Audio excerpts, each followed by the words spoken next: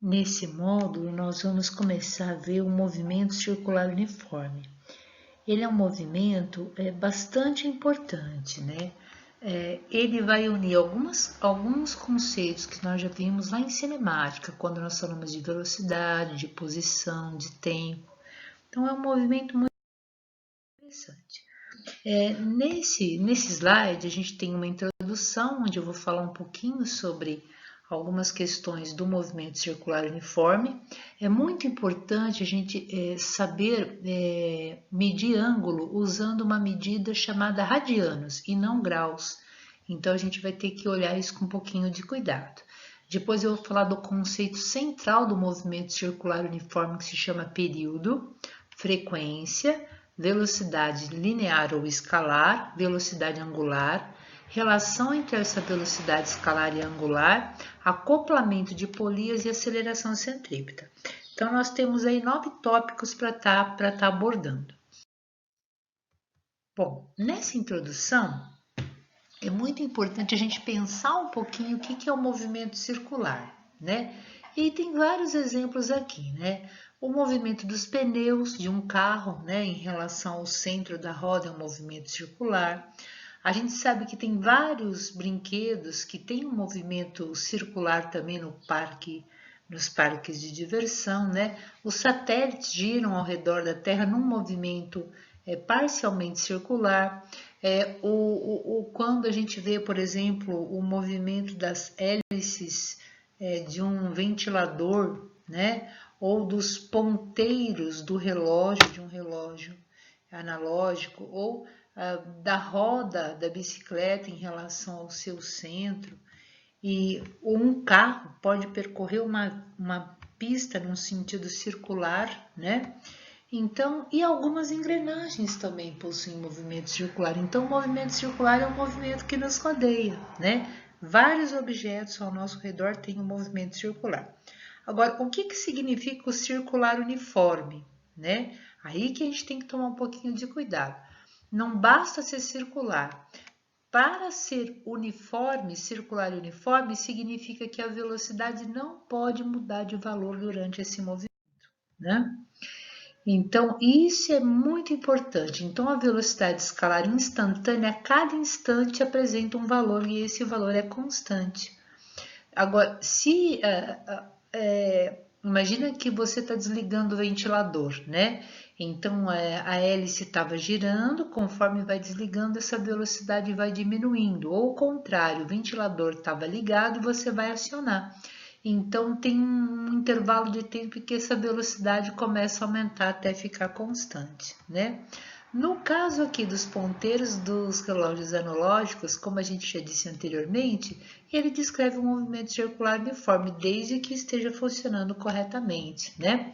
Então, o ponteiro das horas aqui está marcando 10, né? Então, depois de 1 hora, ele vai estar marcando 11:10. Depois, esse ponteiro de mais 1 hora vai estar marcando 12:10, ou seja, ele sempre vai percorrer distâncias iguais em tempos iguais, ou mesmo com o ponteiro dos minutos e com o ponteiro dos segundos do nosso relógio.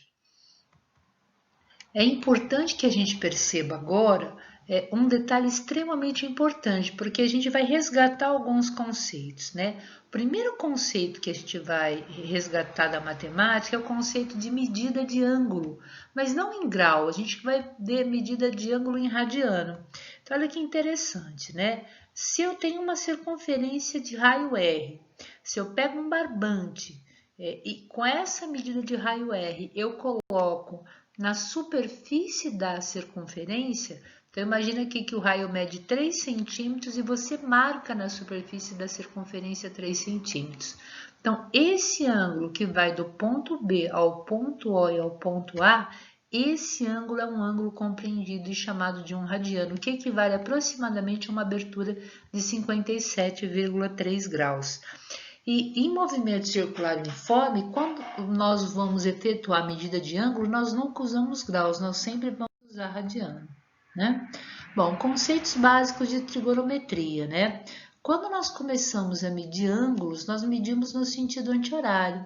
Então, a gente vai ter um ângulo de 90 graus, de 180 graus, de 270 graus e de 360 graus. O que nós sabemos? Que cada 1 π radiano corresponde a 180 graus. Então, isso é uma relação muito importante. Se 1 π é 180, então 90 é a metade de 1 π, é π sobre 2. Ou seja, cada 90 graus equivale a π sobre 2 radianos. Então, 90 mais 90 mais 90 dá 270. Ou seja, π sobre 2 mais π sobre 2 mais π sobre 2, isso equivale a 3π sobre 2 radianos. E a circunferência inteira, né, corresponde a 360 graus. Ora, se 1 π radiano corresponde a 180 graus, então 360 graus corresponde a 2 π radiano. É muito importante que a gente saiba essas relações que a gente está mostrando agora, né? E aí a gente começa a pensar na circunferência, né? Então, 180 graus é 1 π radiano, a metade, 90 graus, é π sobre 2, 270 são 3 pedacinhos de 90, então é 3π sobre 2, e 360 são 2 pedacinhos de 180, né? Então, se 180 equivale a π, o dobro é 360, então equivale a 2π radianos, né? Bom, essas observações são observações importantes, né? 360 graus, 2π, 180 graus, π, 90 graus, π sobre 2. Como é que eu acho um ângulo de 60 graus, né?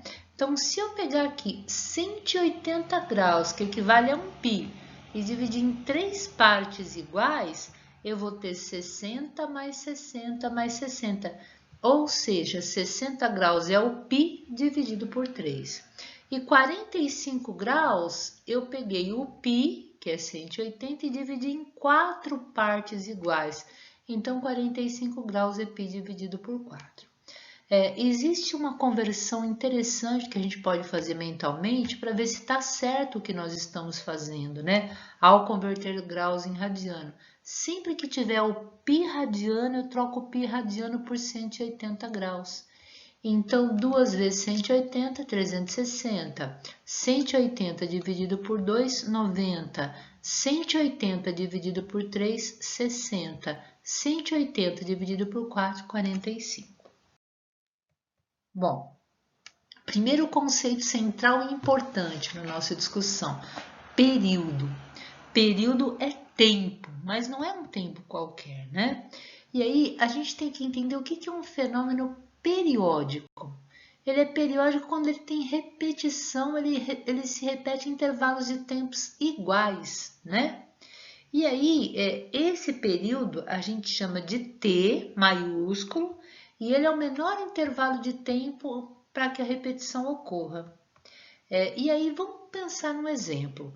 Qual é o período do ponteiro das horas do relógio?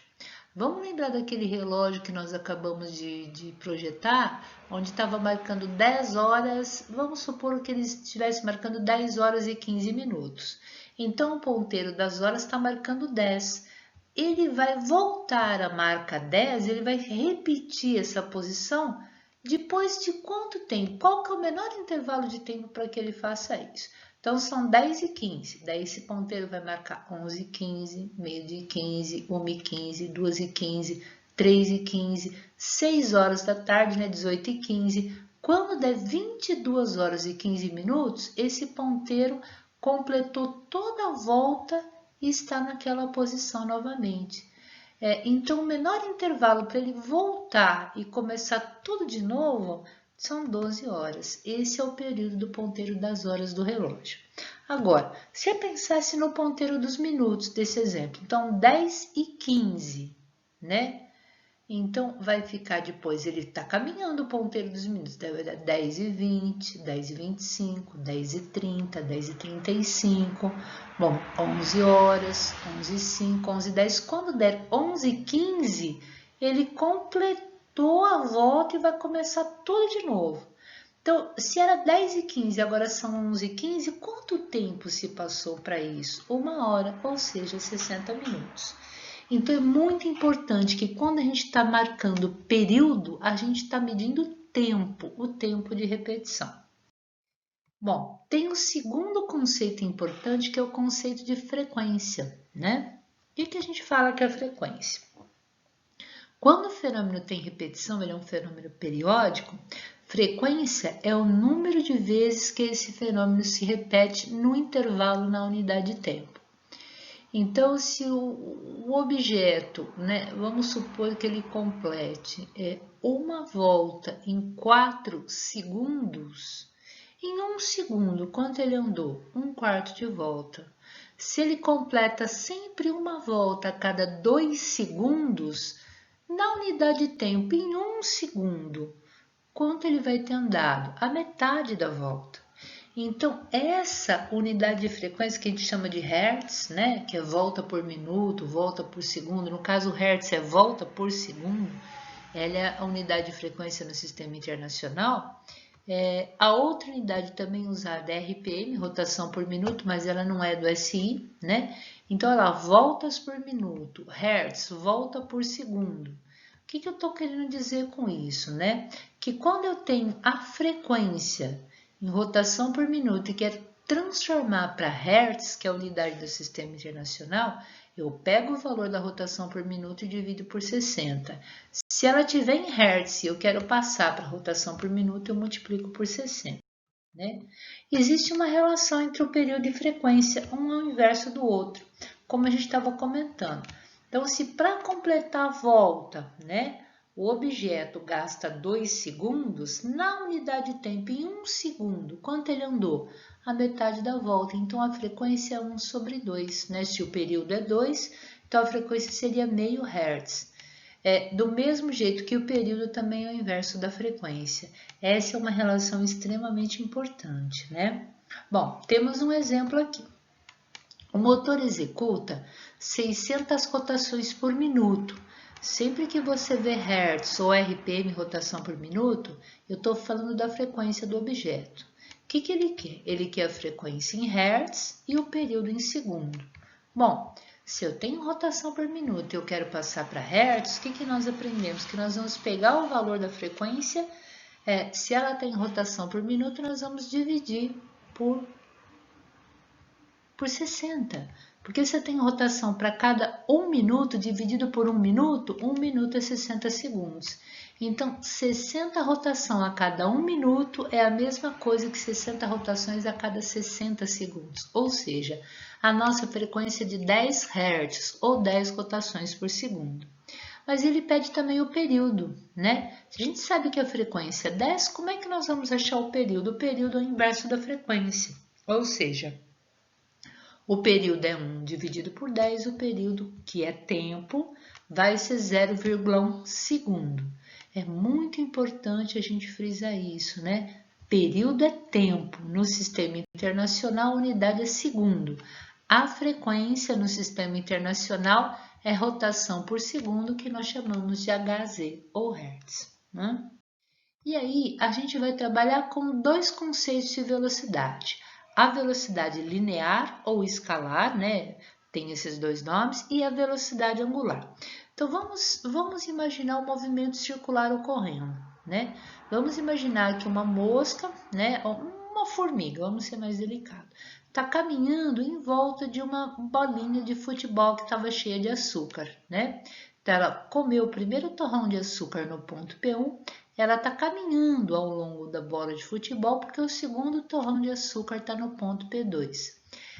Essa distância que ela percorreu ao longo da bola, né, do ponto P1 até o ponto P2, nós chamamos de ΔS, né? E como é que eu calculo a velocidade linear da formiga? É a variação de espaço que a formiga percorreu dividido pelo tempo que ela gastou, né? Agora, se ela anda, vamos imaginar que eu tenho vários torrões nessa bolinha, né? E a formiga sempre anda com velocidade constante, né? Se o torrão está mais próximo, ela gasta menos tempo. Se o torrão está mais distante, ela anda mais rápido. De tal forma que ΔS dividido por ΔT é sempre constante. Se eu dobro a distância, eu dobro o tempo. Se eu triplico a distância, eu triplico o tempo, de tal forma que a velocidade linear dela é constante. Significa, então, que se ela percorrer a volta inteira dessa circunferência, ela percorreu uma distância que é o comprimento da circunferência, que é 2 vezes π vezes o raio. E o tempo que ela levou para dar uma volta inteira e voltar a repetir o mesmo movimento é o período.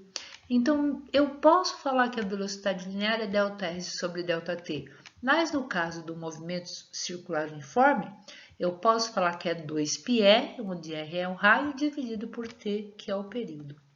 Como o inverso do período é a frequência, nós também podemos escrever que a velocidade é 2 vezes π vezes R. No lugar de eu dividir por T, eu tenho 1 sobre T, eu multiplico pela frequência. Então, eu posso usar qualquer uma dessas equações para calcular a velocidade linear no movimento circular uniforme. Bom, e a velocidade angular? O que ela mede, né? Então, ela não mede distância, mas ela mede deslocamento angular, que eu vou chamar de ΔΦ ou Δθ, pelo intervalo de tempo. Então, imagina, a formiguinha estava no ponto P1 e ela foi até o ponto P2. Ela percorreu uma distância em cima da circunferência.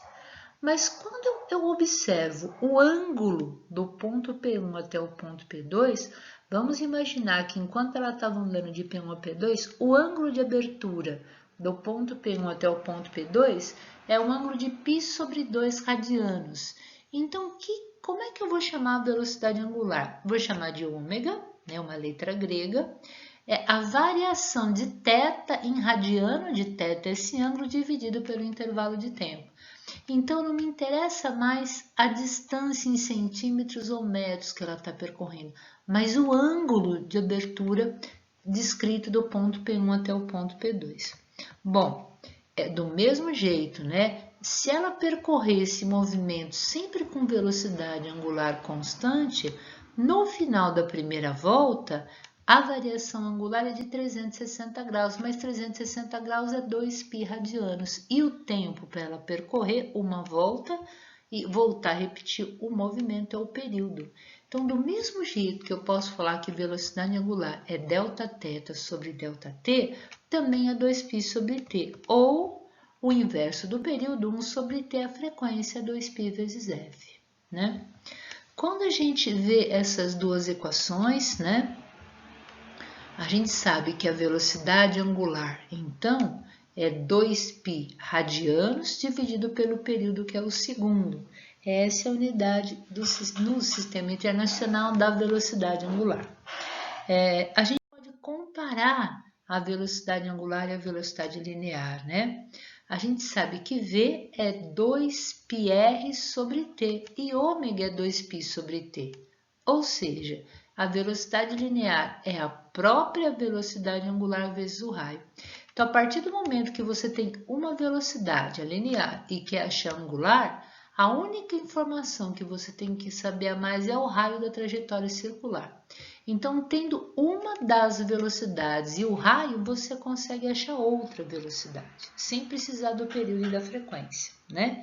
Importante aqui que a velocidade linear, a unidade é metros por segundo, a velocidade angular, a unidade é radianos por segundo e o raio no Sistema Internacional tem que estar em metros. Bom, olha que interessante a rodinha aí se movimentando, né?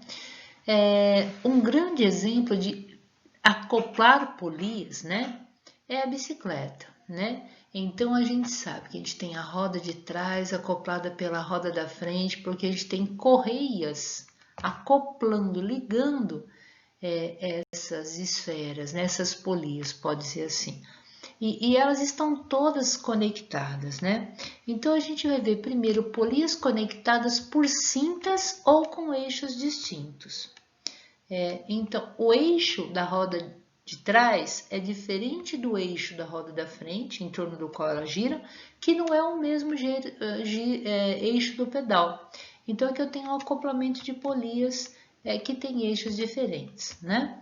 Então, um exemplo disso, aqui nós temos uma polia de raio R1 maior, conectada por uma correia, uma cinta, para uma polia de raio menor, que eu chamo de R2.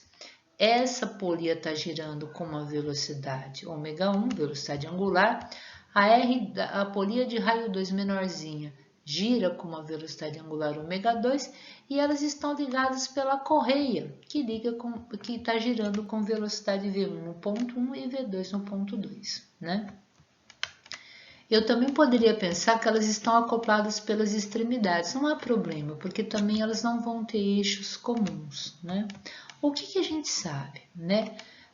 Se a bicicleta está andando, por exemplo, a 20 km por hora, é porque essa roda tem uma velocidade linear de 20 km por hora, a roda de raio maior, a roda de raio menor tem uma velocidade de 20 km por hora e a cinta tem uma velocidade de 20 km por hora. Se a velocidade da roda traseira fosse diferente da dianteira, a bicicleta ia quebrar, ia se partir ao meio, né?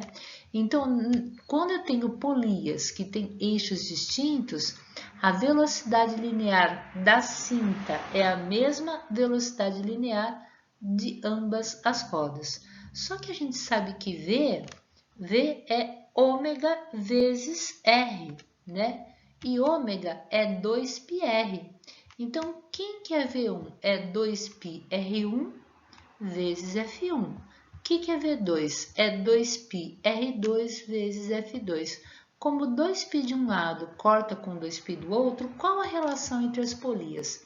R1 vezes F1, o raio da primeira polia vezes a frequência da primeira, é o raio da segunda vezes a frequência da segunda. O que isso significa, né?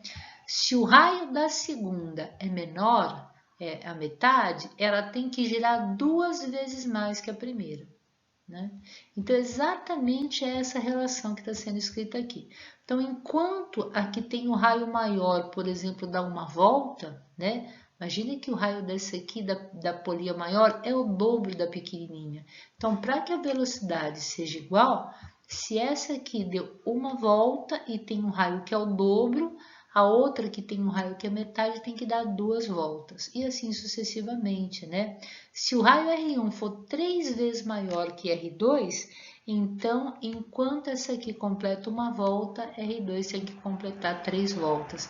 É isso que está expresso nessa relação, tá?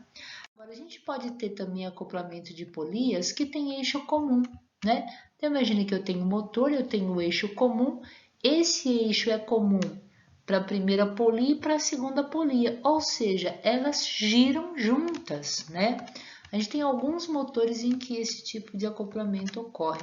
Nesse caso, se a primeira completar uma volta, a segunda completa uma volta também. Então, eu não tenho uma girando mais rápida que a outra. Eu dou o exemplo do frango da padaria, né? Então, você tem o espeto, você pode espetar um frango que tem um corpo maior, então a distância do centro-telha até a asinha, por exemplo, é maior do que o frango menor, né? Mas quando o rolete gira, né, o espeto gira, os dois frangos giram simultaneamente, não tem um girando mais rápido do que o outro. Então, os dois frangos têm a mesma velocidade angular, né? Como a velocidade angular é a velocidade de A sobre raio de A, que é a velocidade de B sobre raio de B, o que a gente pode concluir disso? Que a frequência com que a primeira gira é igual à frequência com que a segunda gira. Então, elas giram com a mesma frequência. Bom, para finalizar, a gente vai falar um pouquinho de aceleração centrípeta, né? Então, se o valor da velocidade não mudar no movimento circular uniforme, muda a direção do vetor velocidade. Aí está o problema, né? No ponto A, se eu fosse desenhar o vetor velocidade, imaginando que